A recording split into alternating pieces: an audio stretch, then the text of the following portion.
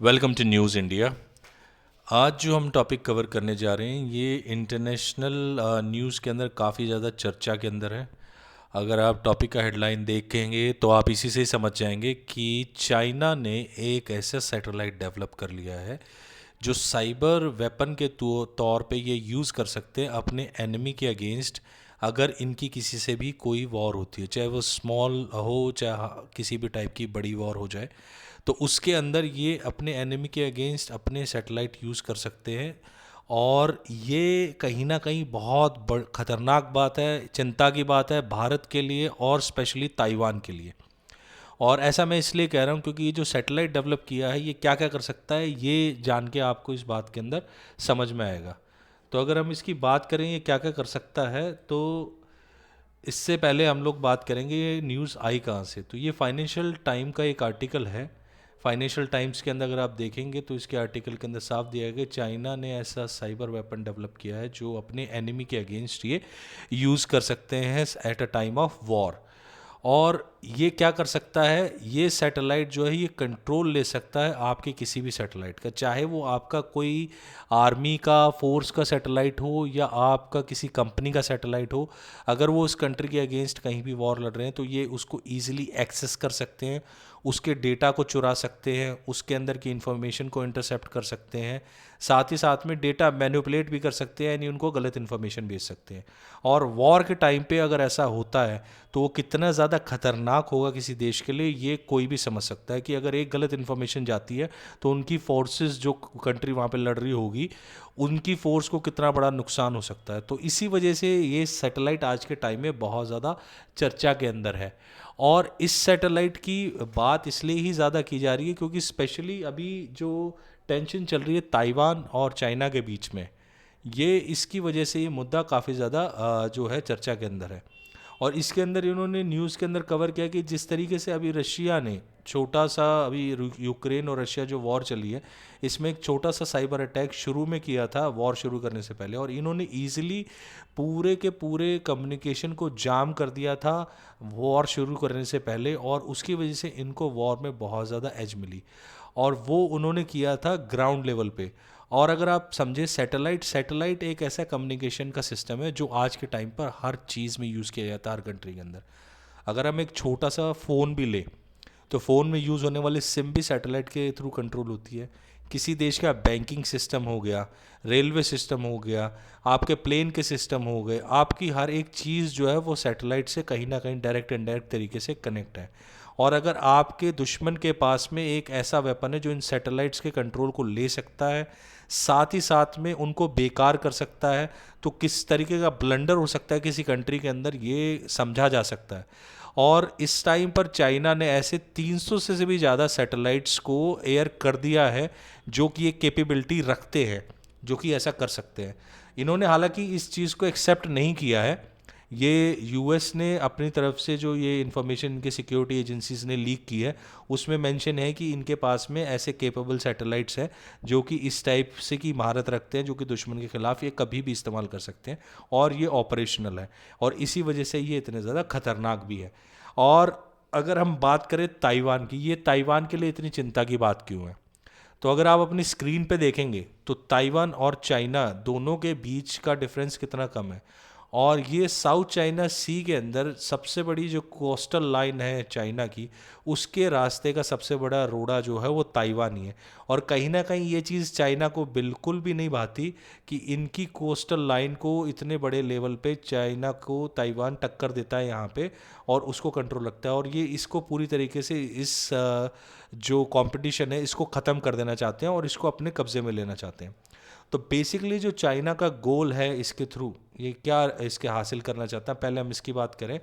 तो इनका बेसिकली जो वॉरफेयर से रिलेटेड है कि ये असेसमेंट्स ले लें जो इनके पास में कैसे सैटेलाइट्स हैं, साथ ही साथ में उन पे एडवांसमेंट करके उनका कंट्रोल अपने हाथ में ले लें, जिससे कि वॉर के टाइम पर ये उनको मिसकम्युनिकेट कर सके और इनसे इंटरकनेक्ट होकर इनके पास में उनकी सिक्योरिटीज़ की सारी इन्फॉर्मेशन भी जाती रहे। और अगर ऐसा होता है तो आसानी से चाइना को पता चल जाएगा कि कहाँ पे ताइवान ने अपनी फोर्सेस को डिप्लॉय किया हुआ है, उनके प्लान्स क्या हैं, उनकी स्ट्रैटेजीज़ क्या हैं, और अगर वो उनके सामने रिवील होती है तो वो बहुत आसानी से उसका डिफेंस बना सकता है और उन लोकेशंस को कैप्चर कर सकता है और इनकी फोर्सेस को आराम से डिस्ट्रॉय कर सकता है। साथ ही साथ में अगर इनके हाथ में उसका कंट्रोल है और ये उनको मिस इन्फॉर्मेशन दे सकते हैं तो उससे इनकी फोर्सेस भी मिसलीड होंगी, जिससे कि बिना कोई ज़्यादा मेहनत किए ये आसानी से किसी भी देश के कंट्रोल को ले सकते हैं। क्योंकि इन्फॉर्मेशन आज के टाइम में वॉर का सबसे इम्पॉर्टेंट पार्ट है और ये हिस्ट्री में ही सबसे इम्पॉर्टेंट पार्ट है। अगर किसी देश के पास में हमले से पहले पूरी जानकारी होती है किसी भी जगह की जियोपॉलिटिकल लेवल पे और उनकी फोर्सेस की, तो वो बहुत आसानी से उनके अगेंस्ट प्लान करके और उन देशों को हरा सकता था पहले भी। और आज के टाइम पे भी इंफॉर्मेशन की उतनी ही वैल्यू है। और अगर कोई देश आपके कम्युनिकेशन सिस्टम जिसके अंदर आप सिक्योर फील करते हैं और अपने डेटा को शेयर करते हैं उसी का कंट्रोल पा जाएगा तो बहुत आसानी से वो उस देश को हरा देगा। और ये चीज़ ताइवान ने भी नोट की है और कहीं ना कहीं इसको देखने के बाद ताइवान ने भी ऑलरेडी इसके अगेंस्ट अपने डिफेंस मैकेनिज्म को तैयार करना शुरू कर दिया। इसी वजह से आज के टाइम पर जो रशिया और यूक्रेन की वॉर हो रही है उसको ताइवान बहुत ही क्लोजली ऑब्जर्व कर रहा है कि इसमें साइबर वॉरफेयर में किस टाइप की टेक्निक्स को यूज़ किया जा रहा है और किस तरीके से पेनिट्रेट कर रहा है रशिया यूक्रेन के अंदर और यूक्रेन रशिया के अंदर, ताकि उसको देखकर ये अपने डिफेंस मैकेनिज्म्स को तैयार कर सके, ऐसे सॉफ्टवेयर्स को तैयार कर सके जिससे कि इन केस ऑफ वॉर ये पहले से ही प्रिपेयर रहे इस टाइप के किसी भी अटैक के लिए। साथ ही साथ में इन्होंने अपने देश के अंदर 700 से भी ज़्यादा ऐसी लोकेशंस आइडेंटिफाई की हैं जिसके अंदर इन्होंने ग्राउंड सिस्टम पे ऐसा कम्युनिकेशन सिस्टम डेवलप किया है बैंडविड्थ के अंदर कि इन केस अगर इनके सैटेलाइट्स को जैम कर दिया जाता है, बेकार कर दिया जाता है, तो उस केस के अंदर भी इनकी फोर्सेस से इनका एक सिक्योर कम्युनिकेशन रहे और इनकी इंफॉर्मेशन को कोई भी पेनिट्रेट ना कर पाए। और साथ ही साथ में ये बहुत ज़्यादा बड़े स्केल पर ऐसे एक्सपेरिमेंट्स कर रहे हैं जिससे कि किसी भी टाइप का अगर अटैक किया जाता है इनके सैटेलाइट पे तो उसको किस तरीके से डिफेंस कर सकते हैं। तो ये हर पॉइंट ऑफ व्यू से सोच के कि किस तरीके से एक सैटेलाइट के डेटा को मैनिपुलेट कर सकते हैं ये लोग या उसको बेकार कर सकते हैं, तो उसको कैसे रोका जाए, तो उस पर ताइवान बहुत तेज़ी से आज के टाइम पे काम कर रहा है। और जहाँ पर कि ताइवान एक बहुत बड़े स्केल पे सैटेलाइट्स को बाहर से रेंट करता था, आज के टाइम पर वो अपनी कंट्री की बड़ी बड़ी कंपनीज को, इन्वेस्टर्स को ये बोल रहा है कि वो सैटेलाइट्स यहीं पर ही बनाए, अपनी कंट्री के अपने ओन सैटेलाइट अपने ही सॉफ्टवेयर के अंदर, ताकि मैक्सिमम से मैक्सिमम प्रोटेक्शन रखी जा सके इन केस ऑफ वॉर, ताकि किसी भी बड़े डिज़ास्टर से बचाया जा सके अपनी कंट्री को इस सिचुएशन के अंदर।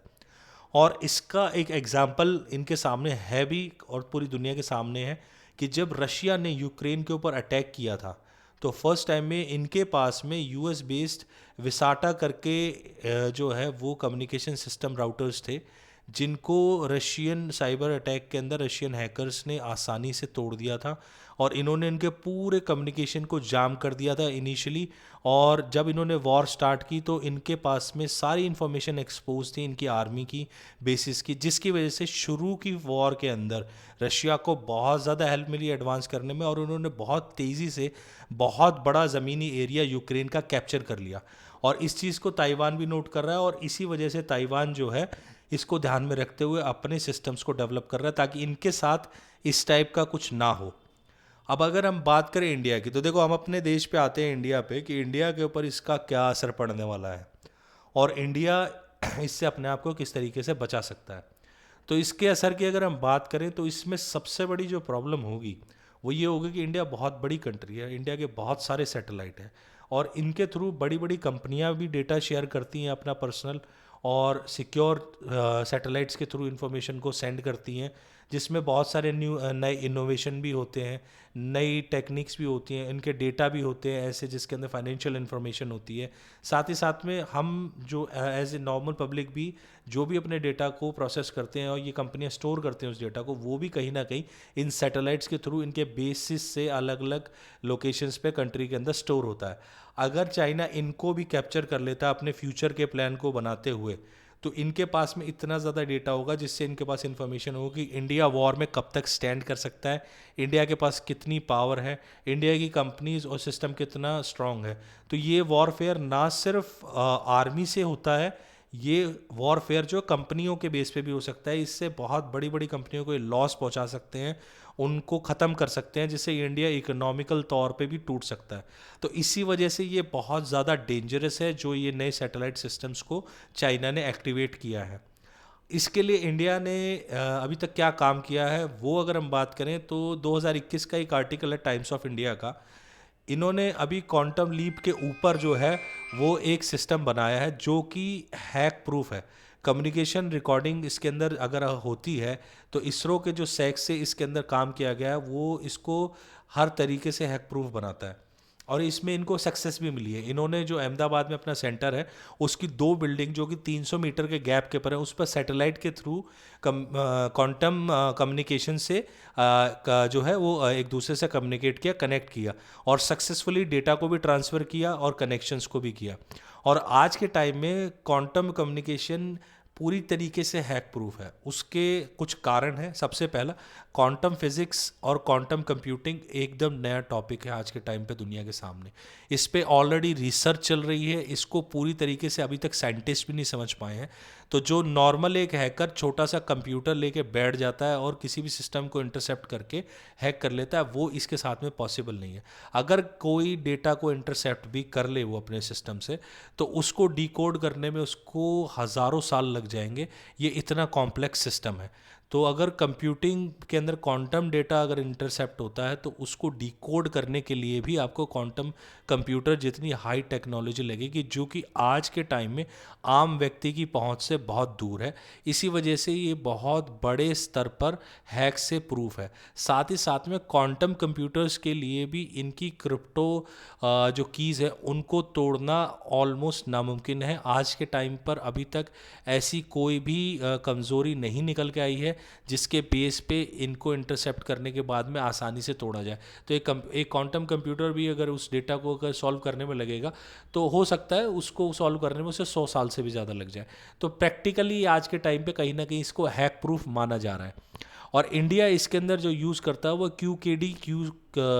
के डी जो है, यानी क्वांटम कम्युनिकेशन की डिस्ट्रीब्यूशन जो है उसका इस्तेमाल कर रहा है, और इसके थ्रू ही इन पैकेट्स को भेजा जाता है। और ये जो की सिस्टम है ये इतना ज़्यादा कॉम्प्लेक्स है कि फ़िलहाल अभी तक इसके ऊपर बहुत ही कम देशों ने रिसर्च की है और इसके ऊपर अभी काम चल रहा है। लोग अभी तक इसको अच्छी तरह समझते नहीं है, और इंडिया ने ऑलरेडी इनको अपने सैटेलाइट्स के अंदर अप्लाई करना शुरू कर दिया है। लेकिन फिर भी अभी अच्छा खासा टाइम लगेगा इंडिया को अपने सैटेलाइट सिस्टम में, सिक्योरिटी और फोर्सेस के सिस्टम में इसको पूरी तरीके से अप्लाई करने में। बुरी बात ये है, जो कि एक बहुत ख़राब है बात, वो है कि आज के टाइमर जो सॉफ्टवेयर्स हमारे सैटेलाइट यूज़ करते हैं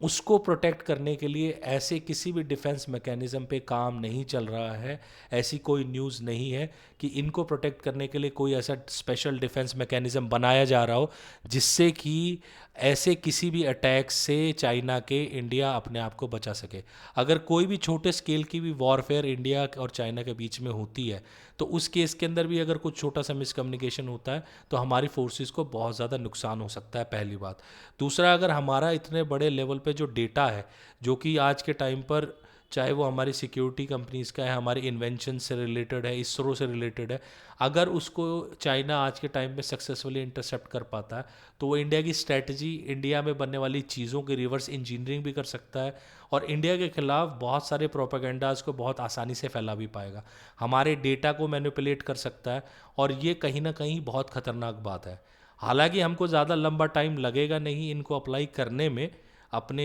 सैटेलाइट सिस्टम में, लेकिन फिर भी इसको पूरे वास्ट लेवल पे हर सिस्टम में लाने के लिए, चाहे वो बैंकिंग हो चाहे वो फोर्सेस हो, हर जगह पर लाने में इसमें फिर भी टाइम लगेगा। तो फिलहाल इंडिया को सबसे पहली ज़रूरत जो है वो ये है कि फ़िलहाल का जो सॉफ्टवेयर सिस्टम है उसके लिए भी एक स्ट्रॉन्ग मैकेनिज़्म को डेवलप करे ताकि चाइना की इस स्ट्रेटजी को काउंटर किया जा सके और अपने देश को सेफ रखा जा सके। तो फिलहाल आज के टॉपिक में इतना ही है।